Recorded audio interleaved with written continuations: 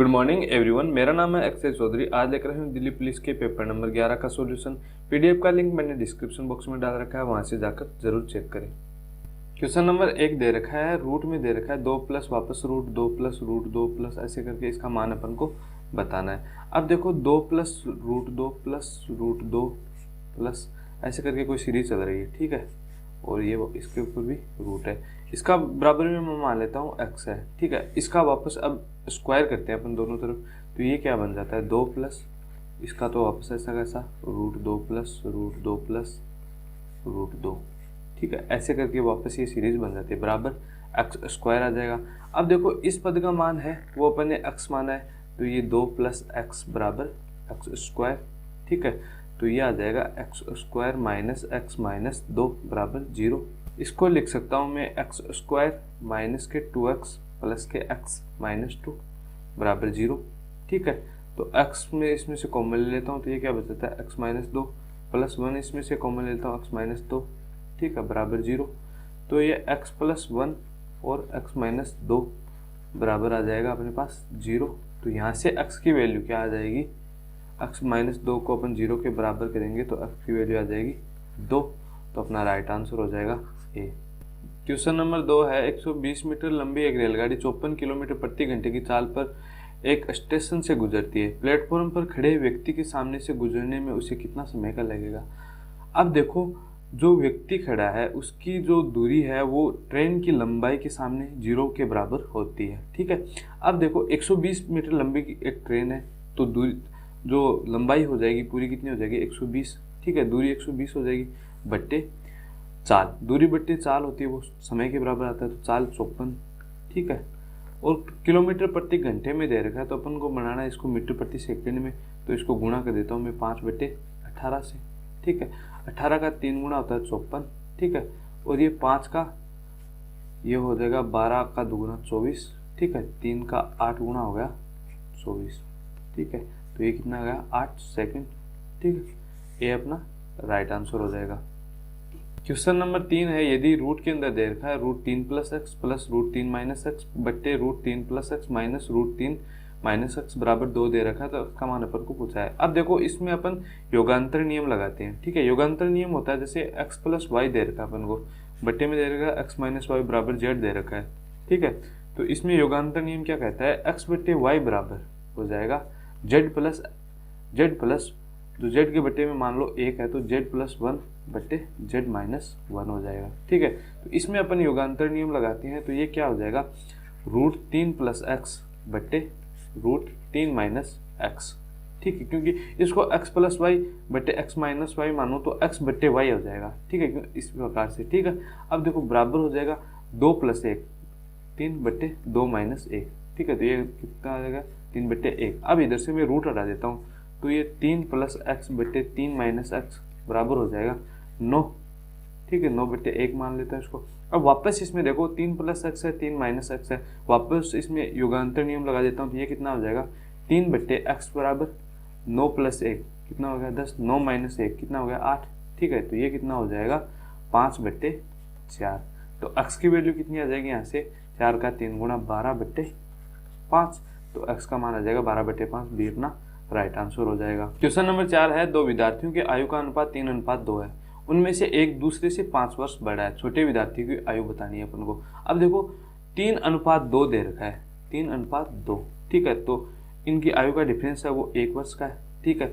तो एक दूसरे से 5 वर्ष बड़ा है, तो एक का मान 5 है, तो ये कितना हो जाएगा 5 का 2 गुना 10 और ये 15, ठीक है। तो बड़ा है वो तो हो जाएगा 15 वर्ष का, छोटा हो जाएगा वो 10 वर्ष का, और जो बीच का डिफरेंस है वो 5 है, क्योंकि ये देखो बड़े वाला 5 वर्ष बड़ा है, तो छोटे विद्यार्थी की आयु कितनी हो जाएगी 10 वर्ष, भी अपना राइट आंसर हो जाएगा।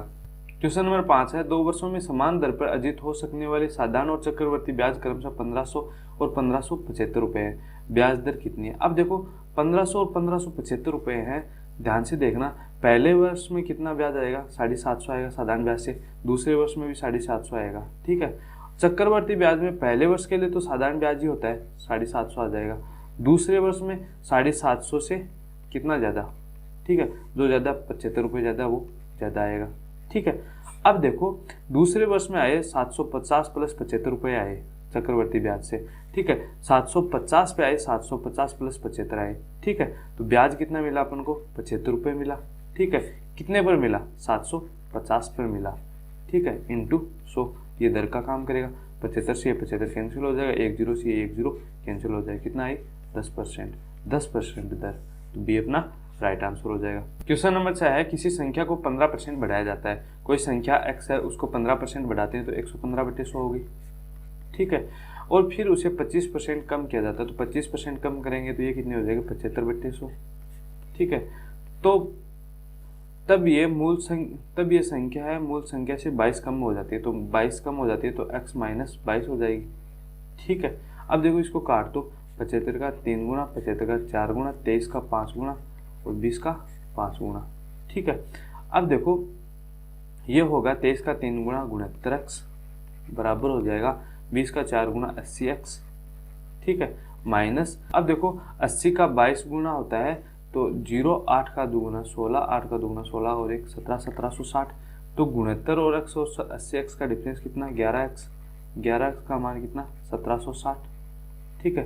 तो x की वैल्यू कितनी आ जाएगी, 11 का 1 गुना 11 कितने बचे 6, तो 11 का 6 गुना 66, 160।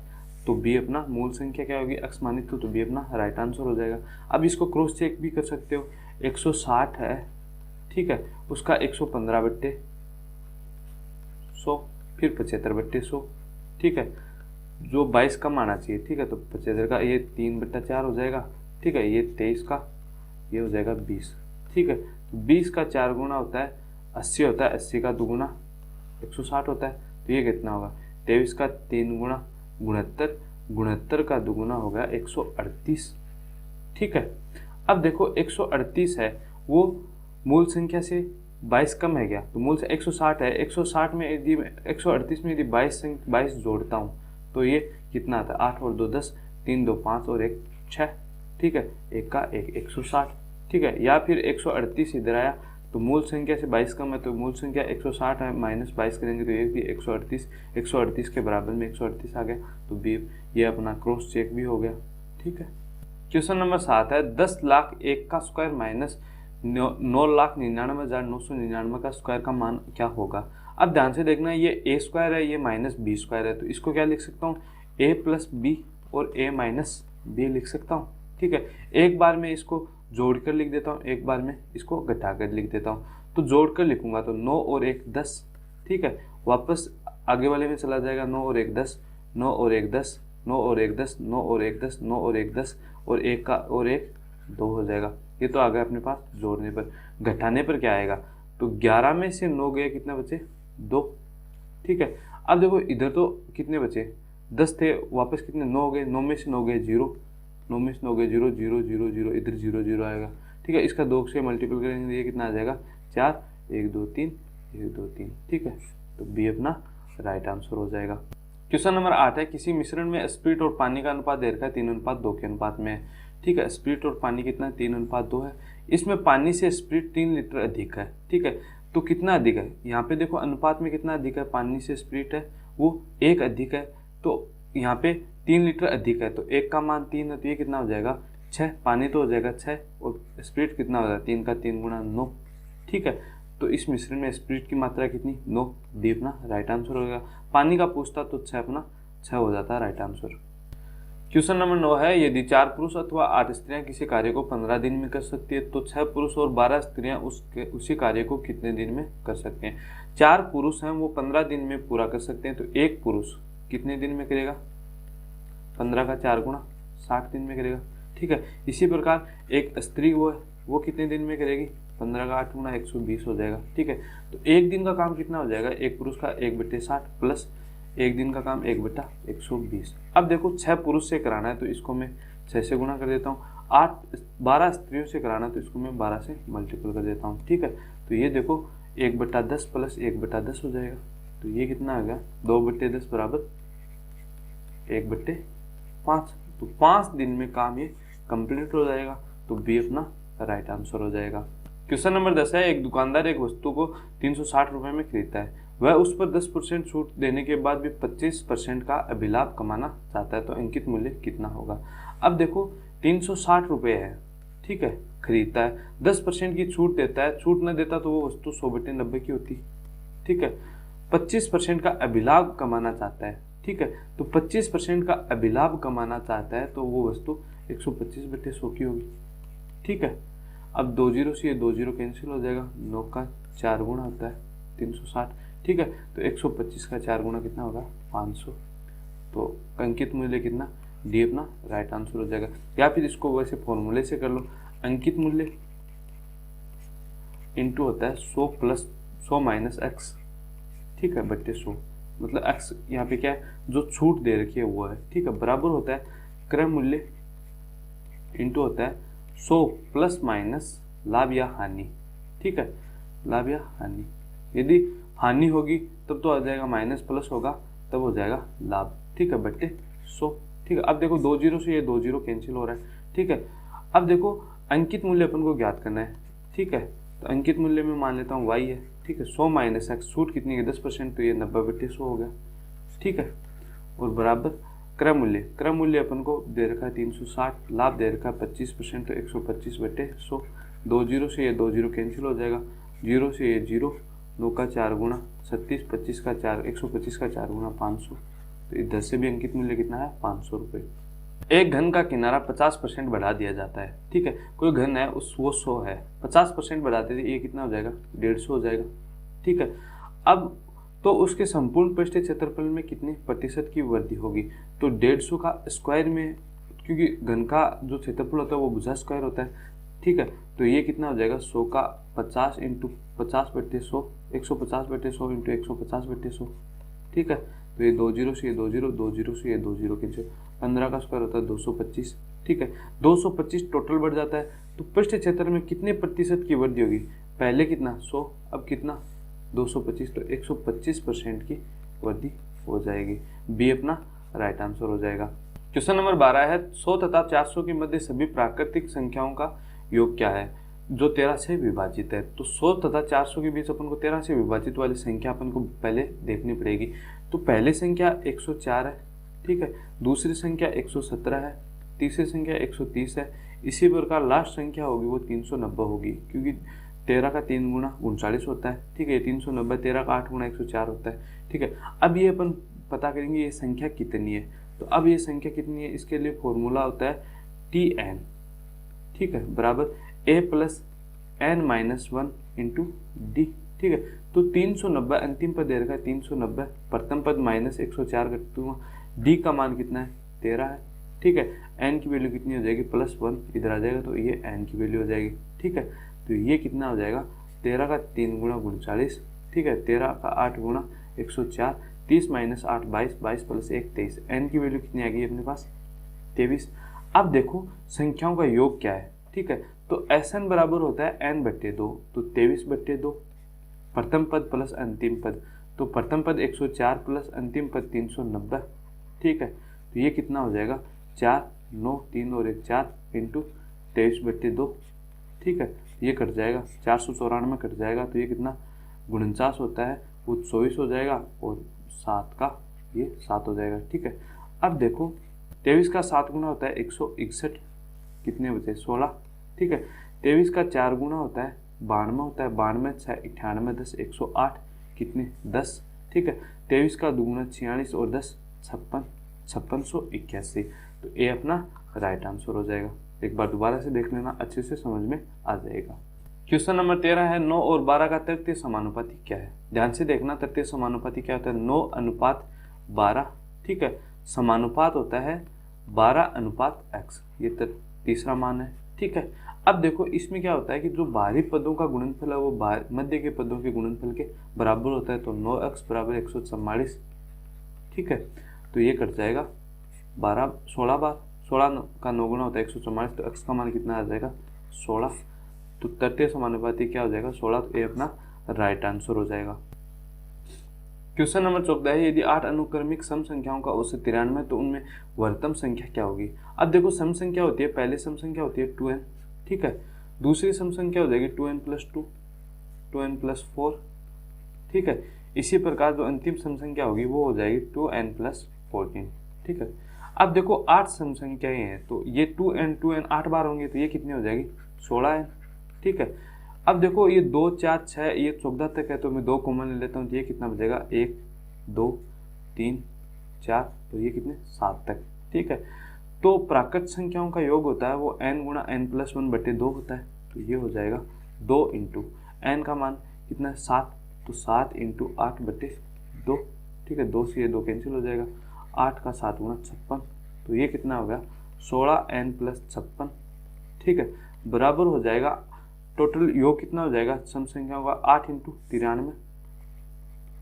ठीक है, तो ये 8 से कट जाएगा, 8 का 2 गुणा 16, 8 का 7 गुणा 56। अब देखो 2n बराबर हो जाएगा 93 माइनस 7 करूंगा, तो ये कितना बचेगा 86। ठीक है, तो n की वैल्यू कितनी आ जाएगी यहाँ से 4 और 3 43। ठीक है, अब देखो वृहत्तम संख्या क्या होगी, तो वृहत्तम संख्या 2n+14 होगी, n की वैल्यू 43 है, 43 का दुगुना है वो कितना हो जाएगा 86। ठीक है, प्लस 14, 86 और 14 कितने हो गए 100, तो सबसे बड़ी संख्या वो क्या होगी 100, ए अपना राइट आंसर हो जाएगा।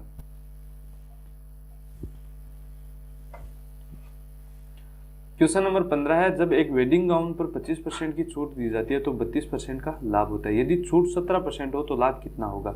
अब ध्यान से देखना, एक वेडिंग गाउन पर 25%, क्वेश्चन नंबर 15 है, जब एक वेडिंग गाउन पर 25% छूट दी जाती है तो 32% का लाभ होता है, यदि छूट 17% की होती है तो लाभ कितना होगा। ठीक है, अब ध्यान से देखना, वेडिंग गाउन पर 25% की छूट दी जाती है। ठीक है, 100 रुपये की मान लो कोई वस्तु का अंकित मूल्य, 25% की छूट दी तो ये कितने में पड़ा 75 रुपये में।